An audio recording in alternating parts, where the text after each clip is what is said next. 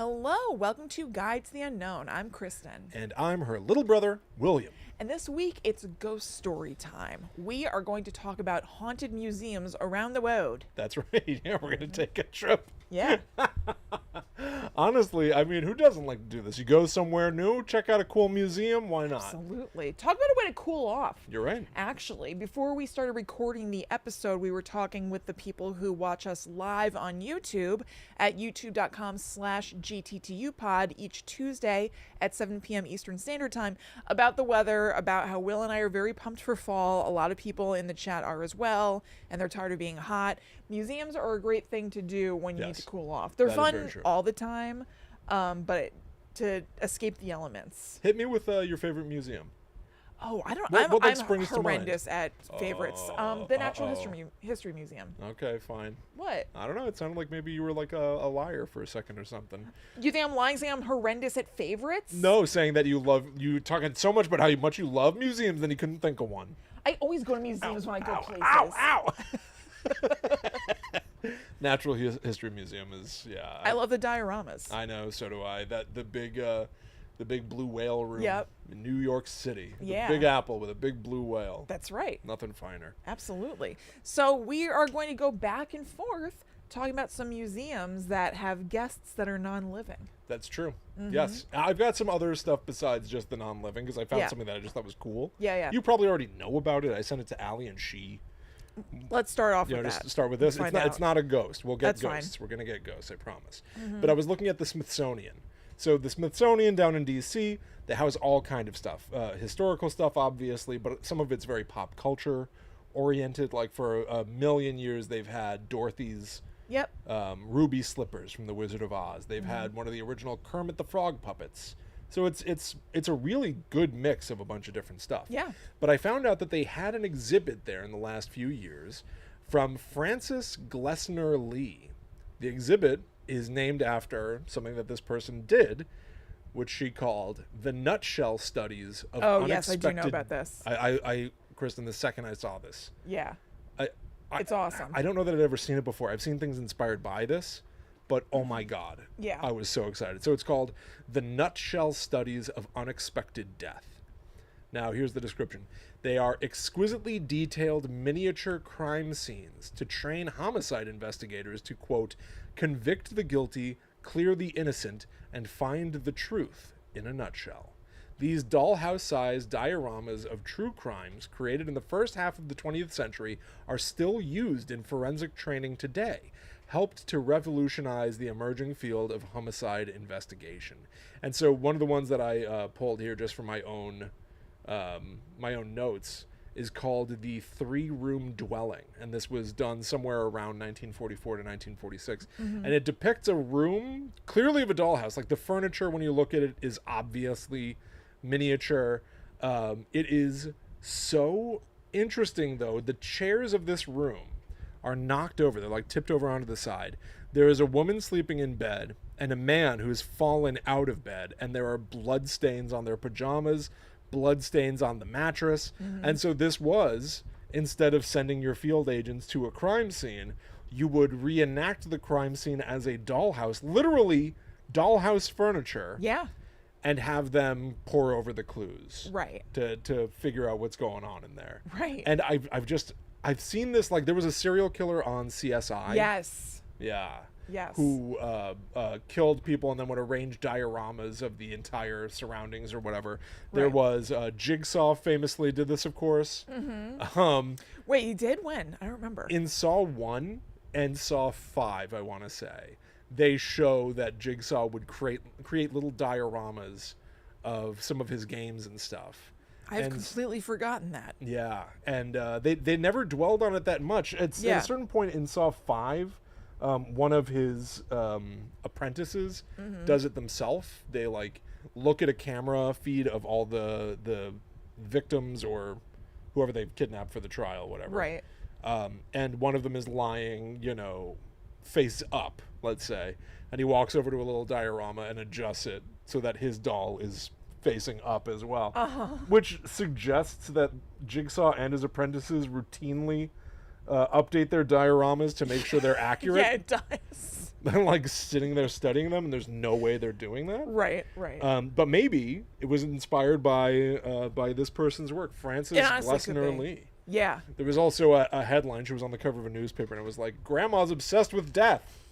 Why Frances Glessner Lee's, little dollhouses are aiding law enforcement," or something like that. Yeah. I just have never seen it before. And so they had this at the Smithsonian. Mm-hmm. And I mean, there's so much that I want to like do with this. Yeah. I feel like people could be making their own like haunted house dollhouses, which I believe some people do. I'm sure they do. I think that they probably do, but it's in a niche way. Right.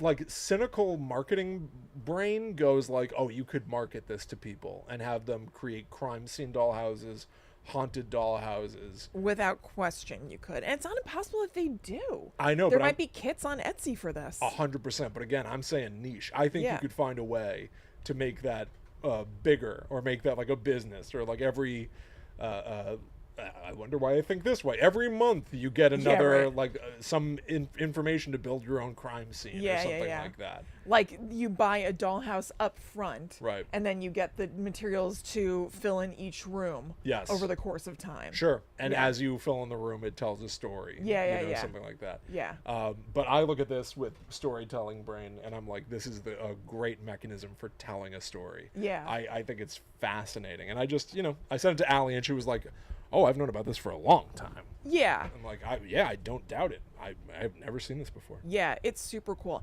I wonder if they do that. I know that there's like Toni Collette in Hereditary builds miniatures. I wonder if that is a mechanism for the storytelling of Hereditary. Oh, maybe. Never saw it. I didn't either. I've But I know avoided it's a thing. Same. I read all about it on Wikipedia. Fair and enough. I Well, am then, good. Yeah, I'm sure it already exists, but still, But I mean, maybe that's worth looking up for you if Yeah. you're interested in this and looking up clips or something that might Probably. be like a thing. Yeah. And it could like satisfy. That is true, that but it felt itch. mind expanding. Yeah. Speaking of story, if you'll indulge me for a moment, themythtraveler.com. I've Yeah. been doing a lot of storytelling, and I think this week, it's probably already out, as of when this episode drops on Friday, I will have released a script and a treatment, a little fun project that I did called How I Would Reboot Silent Hill. We covered the Silent Hill franchise here on the show. Yep. I took a poll. People picked a franchise for me to theoretically reboot. And I have picked a little, I've written out how it would work as a little 8-episode miniseries. Awesome. A little Mike Flanagan-esque little miniseries that honors the franchise but just tells a unique story in that world. Yeah. Which I genuinely think would be a recipe for success. But so that's out right this second, and that's also just because I look at something and try to figure out a story. So maybe go check that out. Yeah, totally. Yeah. All right. So is that what you have for that? That's what I had for that. I've Okay. got other stories for sure, yeah. Okay, cool. So let's jump from DC over to New York and go to the Metropolitan Museum of Art, Please. which apparently has some stuff going on. Although I only found one source for this. A lot of other people reference the singular source, so who knows really? But stories of hauntings from the Met seem to come from a pair of ghost hunters called the Ghost Doctors. These are doctors and brothers Pete and Stu Candle. Whoa, okay.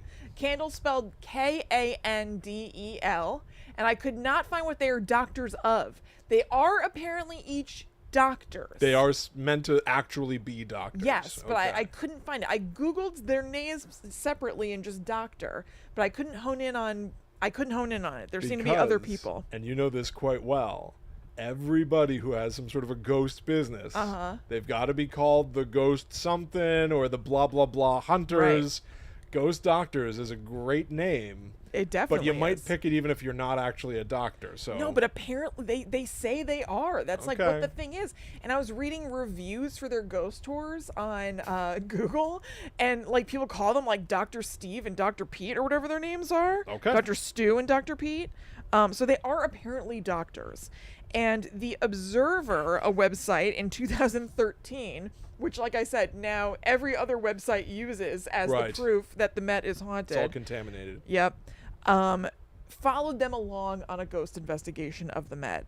I also want to mention that they do still do ghost tours. They have relocated and they serve the DC and Virginia areas now. Okay. And they do a lot of haunted museum tours. Cool. So it's worth looking at. They have current dates available on ghostdoctors.com. Sweet.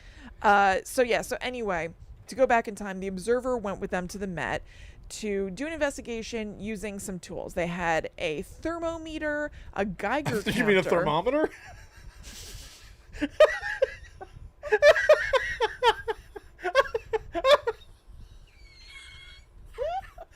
What is this thermometer? This highly advanced piece of machinery. You know why I thought it was something other than a thermometer? I know exactly why you said it, but go ahead. No, why? Because I think I've done that too, so I'm not going to give you too much shit about it. No. I mean, well, no, I typoed it here. So I glanced at it and I was like, oh, it must be something that's not actually a thermometer. It must be like a thing that doesn't exist in the Microsoft dictionary. Right. But no, you're right. It's just thermometer. Well, I just typoed it. But it's also because the amount of the time that, with how much we've talked about silly ghost tools. Oh, I wrote thermometer. That's why. I didn't even write thermometer. Right. Yeah. But the amount of times that we talk about like an EMF reader or a this meter or that meter, I've done it as well, where it's like, oh, they had an EMF reader, meter and a thermometer. And I'm like, I forgot the word thermometer. Yeah. So I'm not going to give you too much hell over because I definitely think that I've done that. I've probably done it on a show as well. But boy, is it goofy. That is really funny. A thermometer. A thermometer. Yeah. Geiger counter, an EMF reader, and dowsing rods. So the interviewer for this asks them if there are ghosts who are haunting the museum, does that mean that they died in the museum? And they said no, like ghosts like to have fun just like anybody else does in the living life. Sure. And so for some ghosts, it's fun to go to the museum and with their hands clasped behind their backs. Maybe. Yeah, just like peering in to read that little, postcard on the side that tells you who did a thing. Oh, interesting. It's some sort of a mollusk. Bioluminescent mollusk. Huh, okay. All right. That's what ghosts are doing. I'm having fun. That sounds fun to me. I agree. Listen, I like it. Yeah, so honestly, that rang true. I could see myself just bouncing around between museums in the etheric realms. Sure. That sounds great. So the course of this investigation went this way. They investigated the Egyptian Artifacts Gallery, and they had some spikes of EMF activity. But the doctor said it could just be the museum's electrical cables because the readings got stronger as they held the units to the floor. So they were like, all right, debunked. That's just something weird going on here. They had no such explanation, however, in the European Sculpture and Decorative Arts wing. Oh my God. A bit of a mouthful. It is a very long name. I guess that's what it is. But European Sculpture and Decorative Arts. Okay. So there was an EMF spike by Louis XIV's oak writing table. Oh, yes. That's neat. So they pulled out a recorder to try to get some EVPs, and they asked questions. And when they listened back, even the writer had to admit that there seemed to be some sort of strange, ghostly hissing sound that hadn't been present in the room. And I suppose as of publication in 2013, they didn't have resolution on this, and they didn't update it. Yeah. Because they said that the doctors said that they were going to bring this home and analyze the audio, but then there was no follow-up. So that sounds like something I might do. Totally. I'll be right back. I'll analyze this. I'll get back to you. You just never hear from me again. Absolutely. Ever. The ghostly hissing was all you really needed to know. This is a true story. I just did a recording session. And I was working with all these performers and stuff. It was very, very fun. And at one point, I kept hitting stop and record on the recorder. It was not my material. It wasn't my tech. And I kept hitting stop and record as we were to break up the line so I don't have a 5-hour long file. And at one point, the guy that I was working for keeps looking and he goes, "It's recording, right?" And I went, "Yeah, no, I recorded." He goes, "Because you stopped it before." And I went, "I've been stopping and then recording." He goes, "Really?" I went, "Yeah." And he goes, "Okay." And I went, "Listen, if I screwed up and there's nothing on that recording, don't worry, you'll just never see me again." Yeah, right. You will never hear from me. I'm going to disappear. And he sort of chuckled because it was clearly a joke. Yeah. But I was also being genuine. If I screwed up, I will just disappear. Yes. I will just leave you alone forever. Yeah, you'll never hear from me again. Exactly. So they also got some interesting results with dowsing rods. These are, if you don't know, these like L-shaped metal things. So you hold one angle of it in your hand, and then like at a right angle from that, there's like a long piece that goes out. So you hold one in each hand and you ask questions and you hope that the rods move the way you ask them to answer your question, and or move away on their own to guide you toward an area. The word hope there is doing a lot of work. You would hope. Right? I hope this works. I'm familiar with dowsing rods being like, lead me to water. So that's like, Yes. There's got to be water around here. 2 dowsing rods. Oh, God, I hope these point me the way to water. Well, William, water is an excellent conductor of electricity. Electromagnetic frequencies indicate that a ghost is present. What does that tell you? That's what I thought, you little bitch. You got nothing to say. Dowsing rods work. Okay. So, Yeah. I don't know if they work. So anyway, so they were holding these dowsing rods, and one immediately went to the right. So they walked in that direction, and when they approached an intricate gold door, they became parallel and stayed that way, Okay. which communicated to them, you don't have to keep turning or do anything anymore. This is the spot we're supposed to be The at. doors. The doors. So they said, cross if you want to communicate to the ghost. And the dowsing rods start to cross each other. Can't be replicated by the human hand. I know you. It's just funny for someone to tell you a story when they clearly don't believe a word of it. It's like even the look on your face while you're telling the story is like it's horseshit.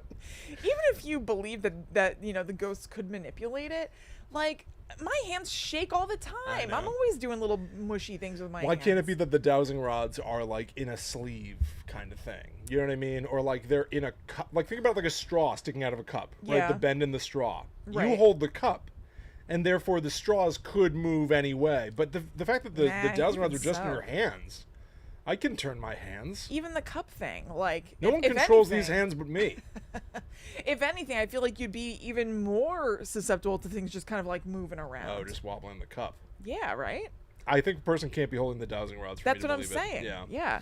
So anyway, so they say, is there anybody there? Do you want to communicate? They cross. They ask them to uncross them. They uncross. And then they ask them to cross again if this is a female they're communicating with, and they cross. That's a classic old chat room trick. Are you a girl? Yes, no. Just leaving it ASL? open. Yeah, ASL. It's a girl! It's a girl! Yay! It definitely is. So at one point, so the ghost doctors actually did guided tours there at the Met with groups. Yeah. I was trying to find if they had any sort of social media presence. They don't seem to. First, I looked on Facebook because I thought that that's the place that perhaps the ghost doctors would hang out. Sure. No. And I will say there were breadcrumbs that led me to what I eventually discovered. Okay. This might be the biggest discovery of this Met exploration. I started to see like lots of pictures of like a Korean young man with ghost doctor under it. And I was like, oh, okay, that's not the ghost doctor I'm looking for. Who knows what this guy's deal is. Then I went over to Instagram. I do ghost doctors, and I do find people at the Met being like, look at me, I'm on a ghost tour with the ghost doctors. And again, lots of this Korean fellow. Come to find, there's a Korean character called the Ghost Doctor. Oh. There's nothing to that reveal. It's just Well, that no. exists. Is it? Oh, it's totally distinct. He wasn't like visiting the Met. No, I think it's a TV show. There was a TV show called The Ghost Doctor. That's what I gather. In addition to there actually definitely being ghost doctors Yes. at the Met. Yes. Okay. Yes. Just separately, some people, not many, Well, maybe are we should watch using- that show. are using the hashtag ghost doctors for this show. It's a little late. I would think. There were only like 30 posts under the hashtag Ghost Doctors. I can't help you. You are dead. Sorry. Yeah. Maybe he's not so good at being a ghost doctor. No. I'm the doctor until they become a ghost. It's usually how it goes. Yeah, pretty much. So Right. then it's just doctor. I stop at ghost. Yeah. It's like how pediatricians stop once like a kid becomes an adult. But I feel like everybody knows somebody who like still went to the pediatrician for like a really long time. Way too long. Yeah. That's true. Um, Get those lollipops. absolutely. Play with those like little wooden circles that are on like a track, like a roller The coaster. little abacus thing. Yep. When somebody was doing math and realized that it could be a lot more fun if you just bent the tracks. Say. So the Ghost Doctors, the genuine article, may have relocated to the DC, Virginia area, but luckily for all of us, the Met is actually hosting ghost tours right now. Oh. They start very soon. I believe they start on October 1st. Interesting. Actually, excuse me, they start on September 30th. This is an event called Ghost Stories, a mysterious, macabre, interactive tour at the Metropolitan Museum of Art. And this is from a site with the tickets. Learn about the history of many of the museum's more unusual relics from all over the world, including mourning pendants and mummified animals. See objects in the Met under a different, spookier light, set in the iconic Metropolitan Museum. Ghost stories from the spooky to the scary, the macabre to the mysterious, the ghostly to the ghoulish. This Ghost Stories experience will take you on an interactive tour of all things frightful in the Metropolitan Museum and give you the thrilling details of what it is that makes them so quote-unquote scary. That's weird. So that means they're not scary. Right. If it's in quotes. Yeah. Participants will travel across cultures and across time to see flying Dutchmen and funerary masks, still life art, and sculpture. You will learn about Egyptian, American, and European works of art, to name a few, plus discuss stories about ghostly happenings in the museum itself. All the while, we'll look at how different cultures depict the fearsome and the gruesome in pursuit of what scares us, and why. There will be a whole new level of spooky for the Halloween season. Join in for the Halloween-inspired version of the tour, with additional stops and new takeaways and materials from September 30th to November 6th. That whole thing was only like 2 sentences. Oh, wow. That was a lot. I mean, that sounds fun. Totally sounds fun. Yeah. It didn't mention the ghost doctors anywhere in there, though. No, I mean, the Ghost Doctors were just two guys who went to the Met in 2013. Oh, so they... Okay. This is just held by the Met. This does not have to do with the Ghost Doctors are in DC now. Okay. Yeah. All right. I was thinking about how you were like, I don't know if I guess they're real doctors. They call themselves the Ghost Doctors. They must be doctors. I was thinking about how we have our theoretical ghost show called Ghost Losers. I think they're losers. They call themselves losers. They must be losers. No, they're siblings and they're losers. Yeah. I think, are they both losers? Yeah, they're both losers. Yeah, you got it. No, you're on it. They're both losers. It's quite simple. They're both total losers. Yeah, they're actual losers. This is Ghost Losers. And this is Ghost Losers. Back to back. I want to get a drone. Yeah.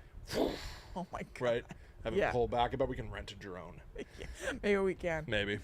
All right. Can I Yes. tell you one? Yes. All right. So this is the Red Man of Tuileries. Tuileries from the Louvre Ooh. over in Paris, France. Long before the Louvre was a museum, it was a fortress with beginnings dating back to the 12th century, with such august origins. What? Does the word August mean something different? This has to be a typo. I got this from news.artnet.com. They wouldn't make a typo.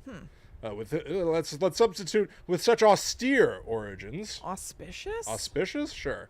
No doubt the building itself has been home to more than a few unfortunate endings, and a running list of its own startling tales. So here's the Louvre's most infamous haunting. Jean... I didn't think that I was going to have to... Right, I know. You're like writing it. Not Yeah, I thinking wrote about it down, not pronouncing thinking it. I was going to have to say it. We are famous for not knowing how to pronounce French stuff. Jean Le Écorcher. In English, Jack the Skinner. Oh. Yeah. He was a butcher by trade. Evidently, Queen Catherine de' Medici, this was in the 16th century, she needed a hitman. And so she contracted Jean Le Écorcher Beautiful. People are right. It's such a romantic language. He became her quote-unquote favorite henchman. Which is, I want a favorite henchman. he was named Henchman of the Year. Wait, are you joking? Yeah. Oh. He had a plaque in the Yeah, castle. I guess Catherine Medici didn't have a henchman of the year. It was award. it was a shitty plaque with a cheap nameplate. It said Henchman of the Year, and there was like a hollow-eyed Yeah. maniac named Jack the Skinner grinning out of the photo. He was a butcher by trade, and he eventually, so she was using him to like knock off people, I guess. Enemies. And then at a certain point, she turned on him. She decided that perhaps he held too much information for his own good, so she had him killed as well. It says, quote, "The cunning queen had him murdered. It is said, from beyond the grave, Jean le Rechercheur returned to haunt the royal family, living in the palaces of the Louvre.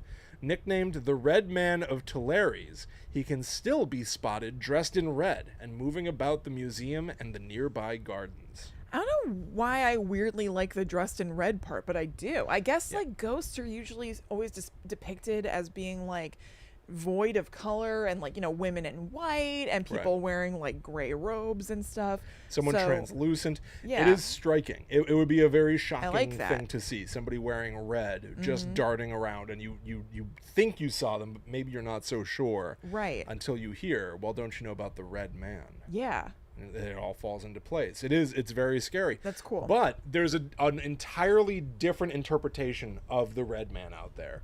And maybe it's just that there are two different red men around the Louvre, because here's another red man who's said to haunt the Louvre in Paris.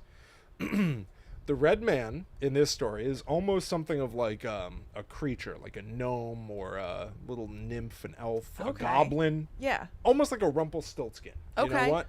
And he's got a very big story where he crossed over with Napoleon Bonaparte. Oh. So, the Red Man first appeared to Napoleon in the year 1798, making a deal with him that Napoleon would, quote-unquote, triumph across the battlefields for a decade. You've got 10 years to be a successful general, Napoleon Bonaparte, and then your time is up, and you're coming with me. He had told Napoleon that he, the Red Man, had advised leaders of France before. He had been at Napoleon's side ever since he was a child, and would taunt Napoleon by saying, "I know you better than you know yourself." Oh boy. So he was really lording it over Napoleon, who supposedly genuinely wrote about seeing this Red Man in his own writing. Now, after those 10 years of success by Napoleon, time was up. And the Red Man comes saying, "That's it, you're complete." Yeah. But Napoleon asks, and I didn't know you could do this, he asks for an extension. I guess with anything you could. I guess it's all contracts. Like, I guess that, you know, the girl in Rumpelstiltskin could ask, like, how about the next baby? How about I'll give you my second Yeah. born child. Is this up for a negotiation? The first, or? it's kind of a big deal. What does it matter to you that it was my firstborn? Right, You just want a baby. Yeah. Either way, you'll get a baby. Come on. So... So yeah, all these loopholes. It's like you need a lawyer. Yeah. For all your contracts with magical demons. Honestly, it's just smart. Yes, but so Napoleon says, "How about 5 more years, please?" And the Red Man says, "Sure, okay. You've got 5 more years, Okay. but I have one more rule. Whatever you do, whatever conquests you go on, leave Russia alone." Huh. Napoleon, being obviously haughty, perhaps a little bit... It's a little difficult, I think. His eyes were a bit bigger than his stomach, you might say. And so he does. He does try to extend into Russia, where he meets one of his first defeats that many believe is what set him up to fail eventually in Waterloo. Right. And eventually he meets his entire downfall, and he is fully kicked out of France. Right. Yeah. So eventually the Red Man gets him. So that's just sort of a story about Napoleon, that Yeah. all of his success was due to a deal that he had made with I love that. basically a little Rumpelstiltskin, which is kind of fun. It made me wonder about like other world leaders who are into the sort of like occult or macabre, Right. because there certainly have been. For sure. That would be kind of interesting and admittedly dark Yes. to look at. But one of the last notable things I want to share with you is that I got a lot of this information from paranormal-world.fandom.com. Okay. We'll have links for everybody to click in the show notes on gttupod.com. Mm-hmm. But in their writing, it was very deftly written, because they wouldn't just say like the red man met up with Napoleon here, the red man did this, the red man did that. They started to work in little synonyms for the red man to keep it fresh and interesting. So at times they'd be like, Napoleon was once again visited by the Vermilion Visitor. Oh, that's awesome. When he was greeted by the Dahlia Dwarf the next time, so on, so on. But of course the Fuchsia Phantom came back to get him. And when the Carmine Critter returned, the Fiery Phantom told him, hey, listen to me, I'm the Puce Prophet. Puce? These are all the terms that they used. I I wrote didn't know down... that puce was a red thing. I don't know what Puce is. I don't know what I thought it was. I wrote down every How could you alternate not? I name. mean, that's amazing. They're I can't believe they great. didn't go with Crimson. They went with Carmine over Crimson. You're right. Crimson must have been in there somewhere, and maybe I just didn't spot it because it seems No, obvious. maybe not. But the Vermilion Visitor, That's very funny. Dahlia Dwarf, Fuchsia Phantom, Carmine Critter, Fiery Phantom, Puce Prophet. Phantom was the only one that repeated. Otherwise, they kept it pretty damn fresh, and you got to tip your hat to them for that. Good for them at that big long wiki or wherever Yes. it was from.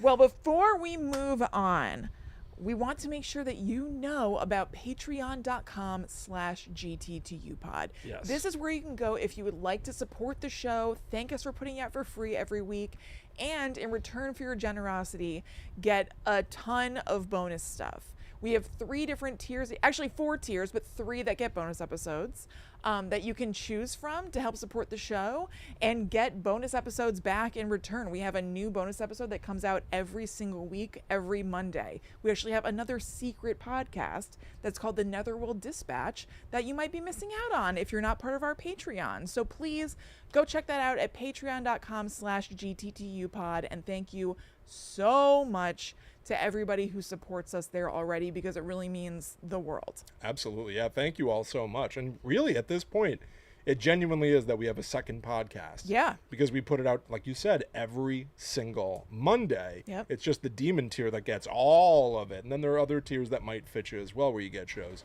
Yep. But it really is, it's the Netherworld Dispatch. It's a standalone podcast at this point. Mm-hmm. There are crossovers here and there. Like this past Monday, we did Scream the TV series Season 2. Yes. Because last week on the main show, we did Season 1. Mm-hmm. And so between the two, we've covered the entire original show storyline. Yeah. But you could have that right this second if you want there to sign up. We also just recorded the next episode of the Netherworld Dispatch, which is a return of a fan favorite format, Yes. Ghost Adventures, where we watch and discuss an episode of the Zach Bagans led Ghost Adventures. Mm-hmm. And boy, was it a wild one.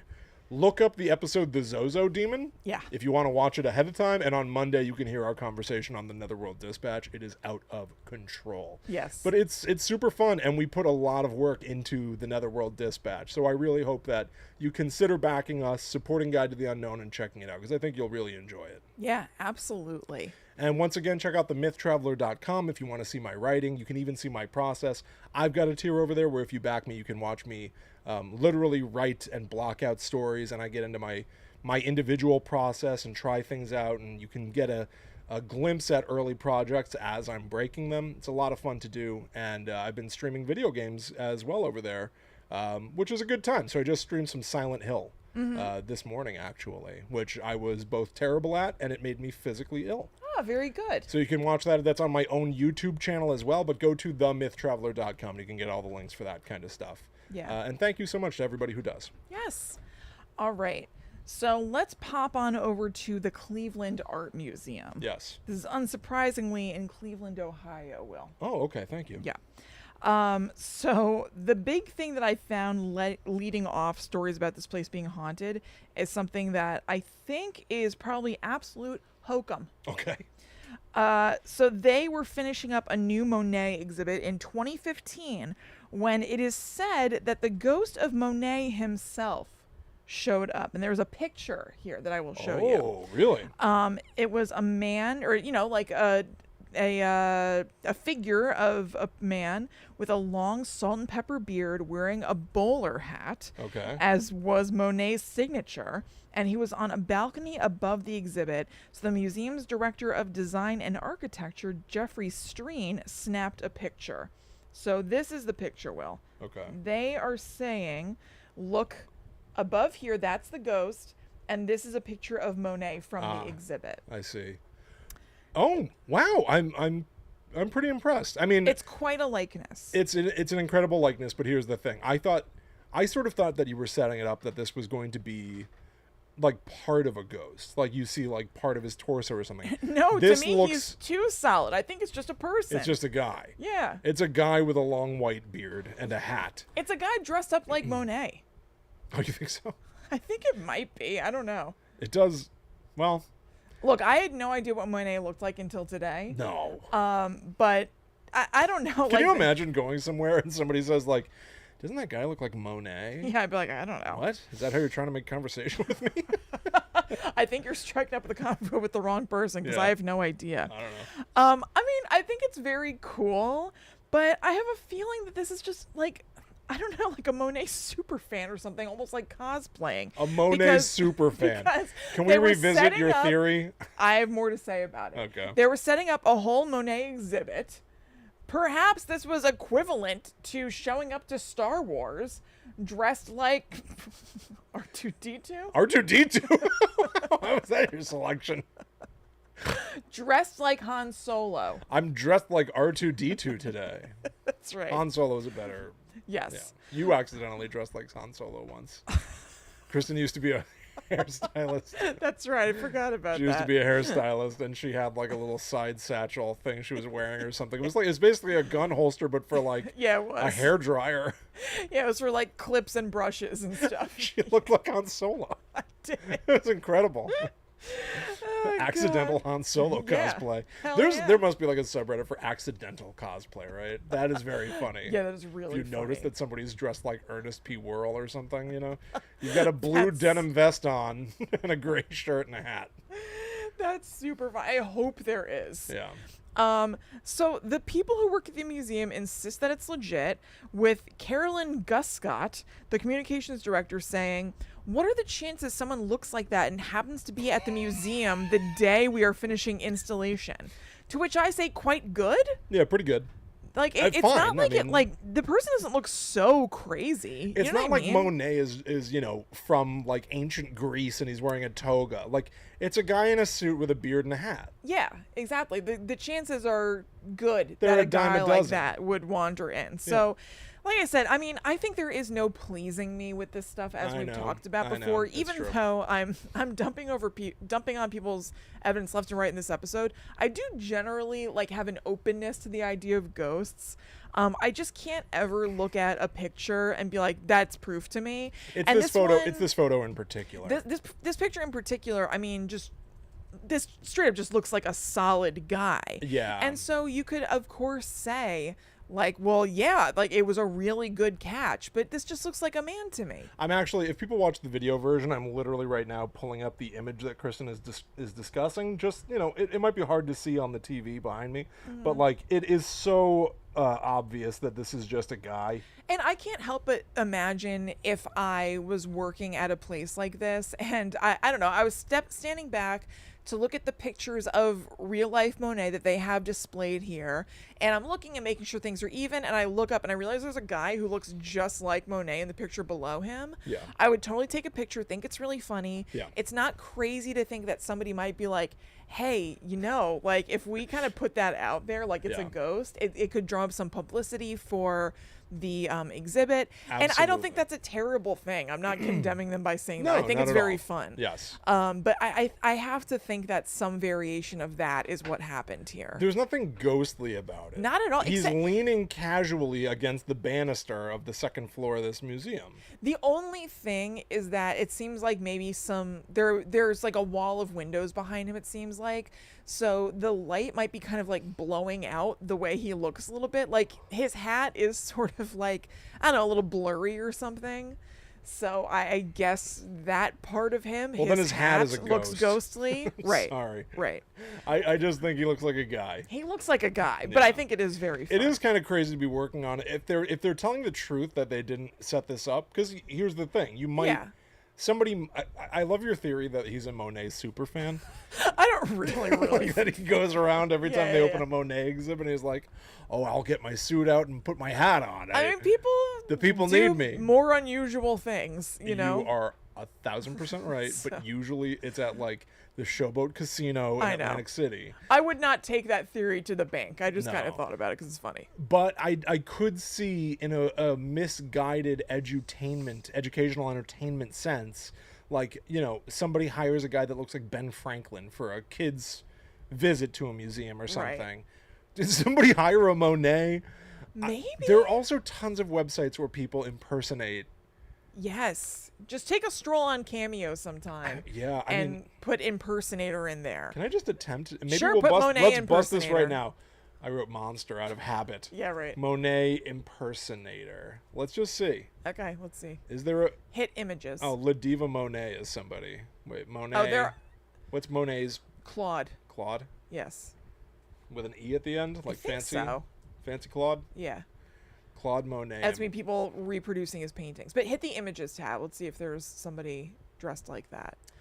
No. It's all it's all just like people recreating his artwork. Right. But like, Monet is the person who did water lilies, for reference, just in case anybody's like, who is this? I wonder. I got it. I have to admit, Mm-hmm. maybe I am busting my own theory. It's feeling dumber and dumber. To think more that there's that a I- Monet impersonator? Yeah. It's feeling dumber and dumber. Yeah, I mean, it's unlikely, but also, I don't know. But we've constructed a scenario where there are two possibilities. There's either a Monet impersonator, which is ridiculous, Yes. or it's a ghost. Right. I feel the Monet impersonator is slightly more likely. And also, especially in the city, like, well, this is in New York City, but still, I guess I've never been to Cleveland, but Cleveland is a city.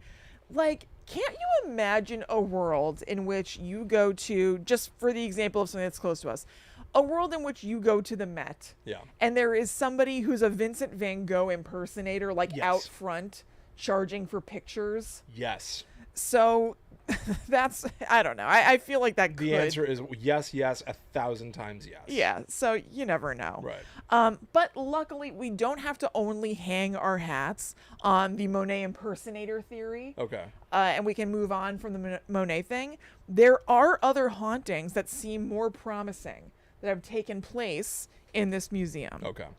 So Leslie Cade, who at the time of this interview, which was a couple of years ago, was the interim director of the Ingalls Library and Museum Archives at the Cleveland Museum of Art, had an interview with Cleveland 19 News, and they said this, quote, "The museum has had so many people come and go that they are still here telling their stories, and every now and then they let us know that they are here."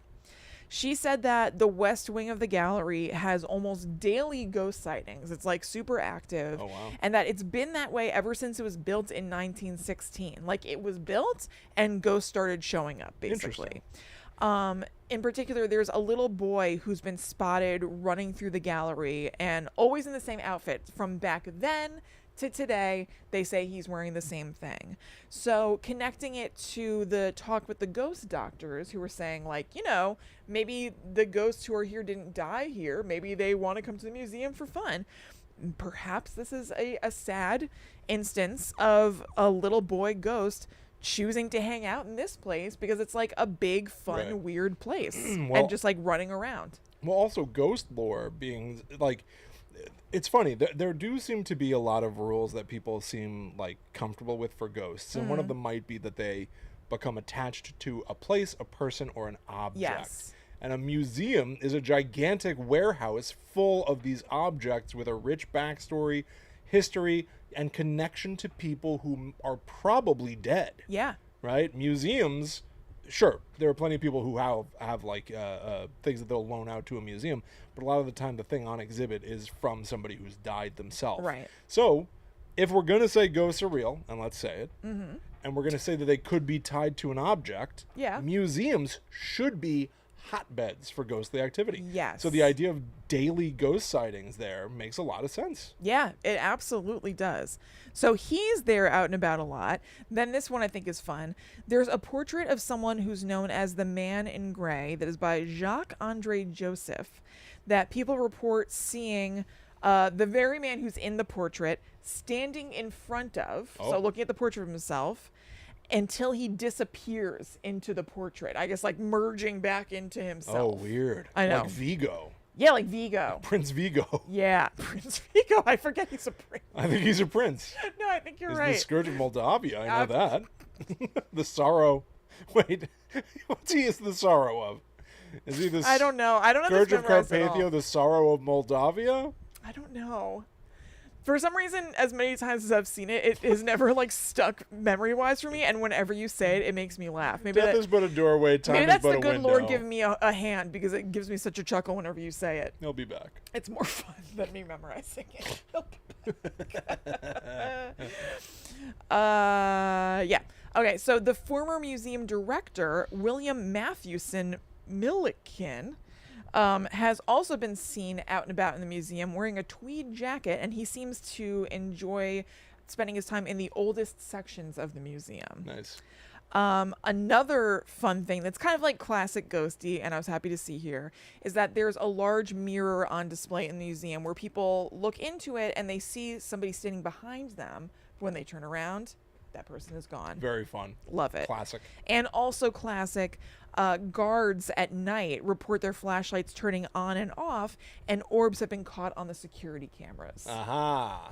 Yeah, these are all like... What you want. That's what you want. Yeah. That's what you want. Yeah. I very similarly, let's go back to the Smithsonian again, because I do have actual haunting stuff from it, aside from just the cool dollhouse thing. Yeah. And it's very similar to what you just described. It's a lot about the staff experience at the museum, which has to be I mean, can you imagine being the staff and getting there, or like having to close the place? Everyone's gone.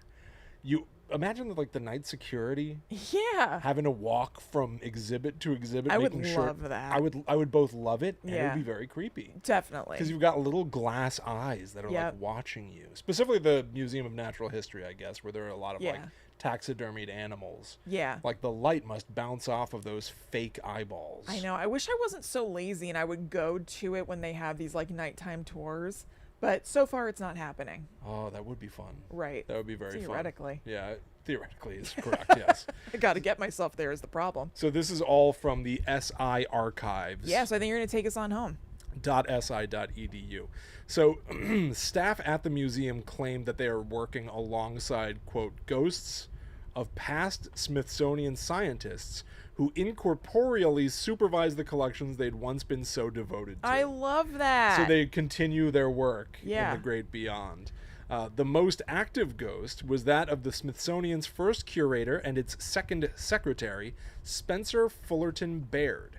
Nearly all of the Smithsonian's night watchmen had reported spotting Baird, though his figure disappeared if a passerby tried to chat with him. No time for conversation. No, he's at work. I'm at work. I'm working right now. I'm Yeah. making sure that my collection is being maintained properly. Delightful. And maybe even just enjoying spending time with it and looking back through things that he had worked on. Yeah. The spirit of Baird's predecessor, Secretary Joseph Henry, was a frequent visitor too, according to the Watchmen. Henry was often spotted, quote, fully clothed in the garments he wore in life, walking through the exhibits before returning to his post, the museum's statue in his likeness. Similar That's to your cool. guy looking at the painting of himself, I'll Yeah. return to my statue now. Right. Right? Right. This is like where I hang out. There is this. Oh, I loved this a lot as well.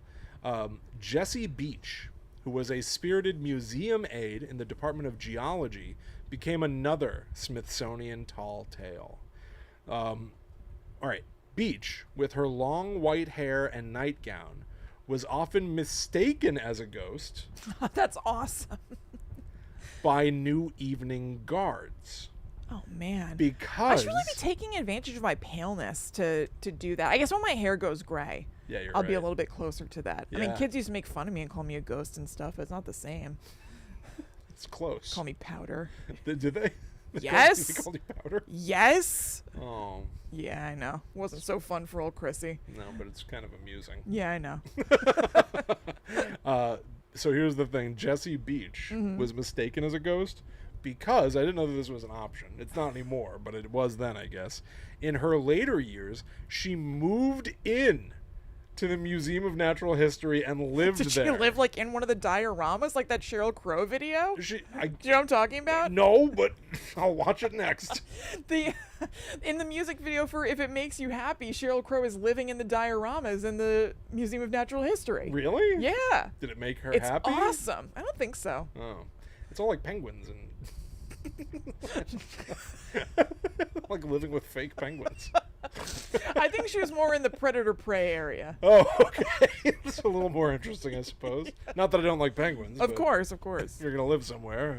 It's a little less boring. If I'm going to live somewhere, might as well live with a fake moose. Anyway. So she was like, she was like stalking back and forth and singing, and there was like a group of like people watching her. Like, That's it's very 90s. Is it cool? Yeah. Okay. I wrote a little script where Indiana Jones is reaching for a jewel, a ruby, and he's clearly outside in the jungle, except, oh, wait, no, he's not. He's inside of a diorama at a museum. And a guard goes, sir, you have to get out of the display. And he goes, it belongs in a museum. And the guard goes, it is in a museum.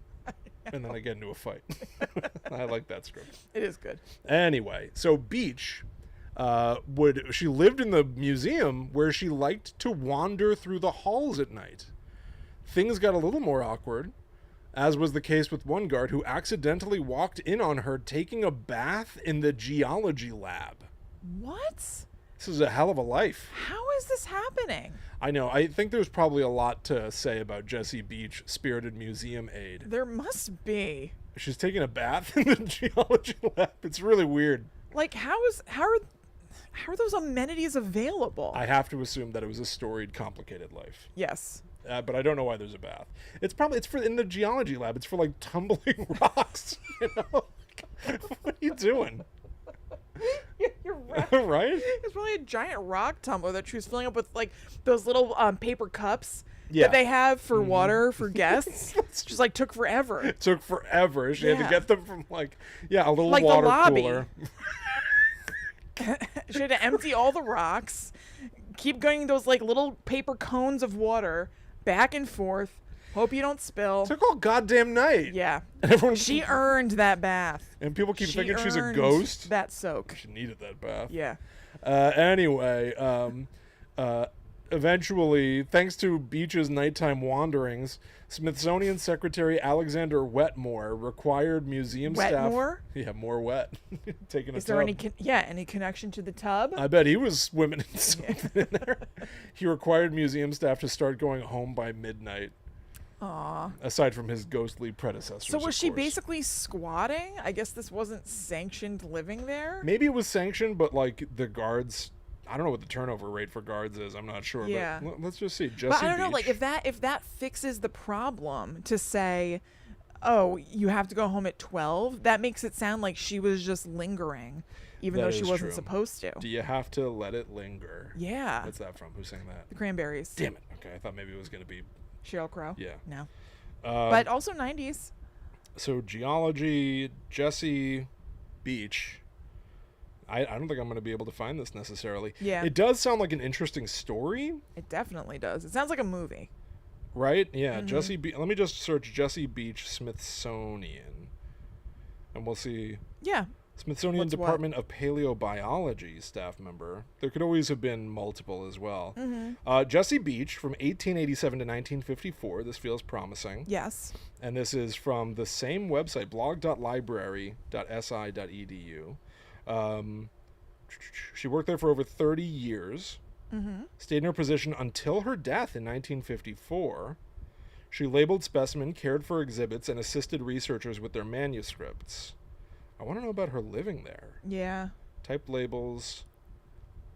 I would imagine that there might be something about her living there because that sounds like, while awesome, like not incredibly unique what she did, what you just said, Right, like her right. job. So why is there a website page about her, you know?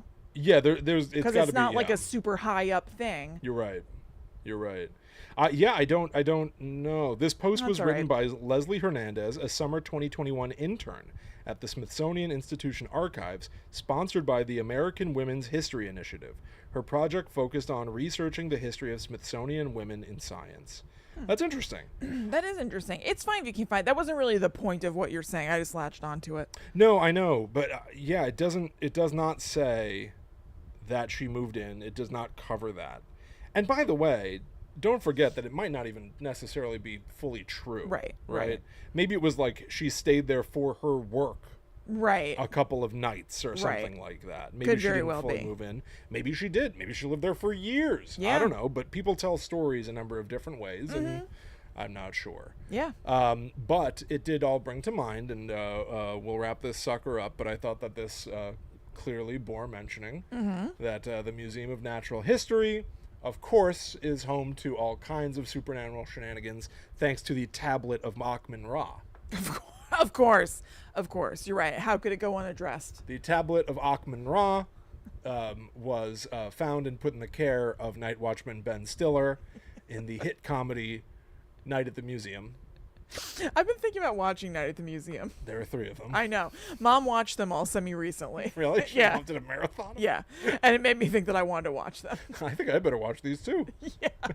But so the Tablet of Akhman Ra was what caused all of the exhibits in the museum to come to life at night, including Sacagawea, who does fall in love with Teddy Roosevelt, Right. played by Robin Williams, Of course. and Owen Wilson, and not Clive Owen, although it might be Who are you trying Steve Coogan. I think Oh, it's he Owen is Wilson in and that. Steve Coogan Yeah. are unlikely friends of a cowboy. I don't know. to... Yeah. But that happens. Whatever. You just want to be able to say the Tablet of Akhman Ra. I wanted to say the Tablet of Akhman I don't Ra. blame you. It's very fun to say. And I also have another pop culture museum thing in the Louvre, thanks to the movie Belphegor, Phantom of the Louvre. Whoa. Belphegor. Belphegor. It's a mouthful. Belphegor, here's a synopsis. Not the only synopsis, but the one I chose from IMDb. At the Louvre Museum in Paris, the Phantom Belphegor awakens and causes electrical havoc. Night guards at the museum start dying, Lisa gets possessed, and Martin tries to help her. Oh, of course.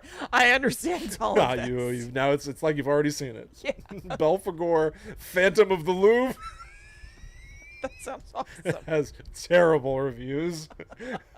Terrible. That's so The funny. scariest reviews you'll ever see. That's amazing. So there you go.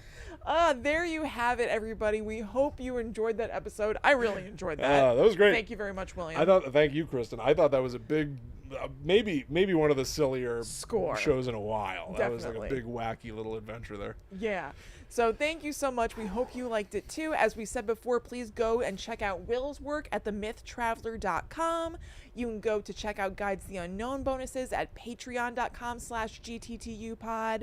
And you can also go to gttupod.com, which is the home of Guides to the Unknown. And you can find links to all of our previous episodes, our private Facebook group, information about advertising, all sorts of stuff.